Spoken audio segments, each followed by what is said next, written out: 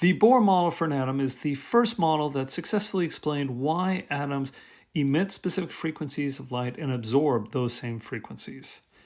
And the basic idea is you have an atom. So here is the nucleus of the atom, which of course contains the protons and neutrons. And the electron is in an energy level around the nucleus. Some people like to say it's in an orbital or it's in orbit around the nucleus. That conjures up some of the wrong ideas of what's actually happening, so I prefer to not use that term.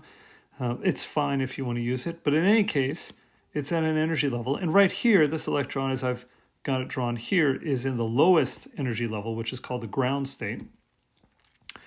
And you can see there are other energy levels. I've got two more drawn here, although there are many, many others, essentially an infinite number.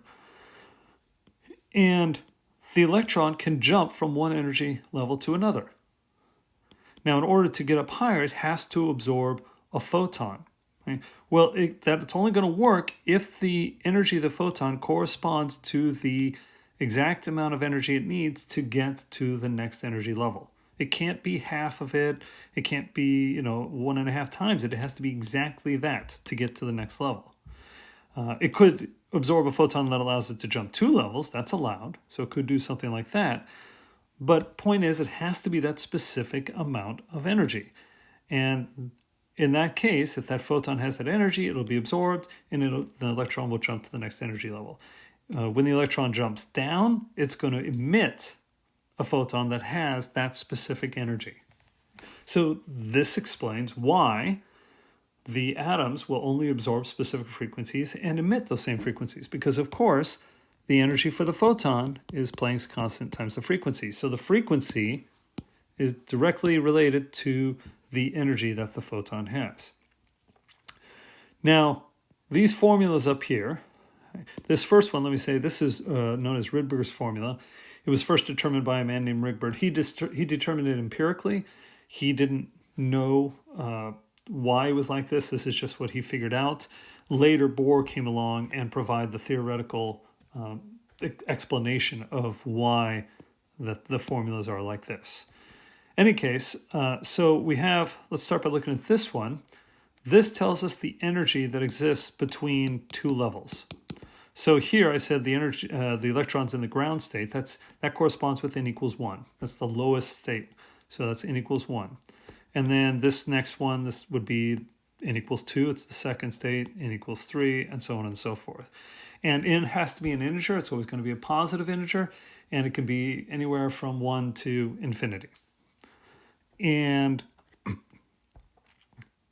you'll notice in this formula this says n sub L because this is the lower energy level, n sub H is the higher energy level, and that's so that when you do the difference, you get a positive value because we're talking about the energy between the energy levels, regardless of whether the photon's being absorbed because it's going from a lower to a higher, or if the photon's being emitted because it's going from a higher to a lower.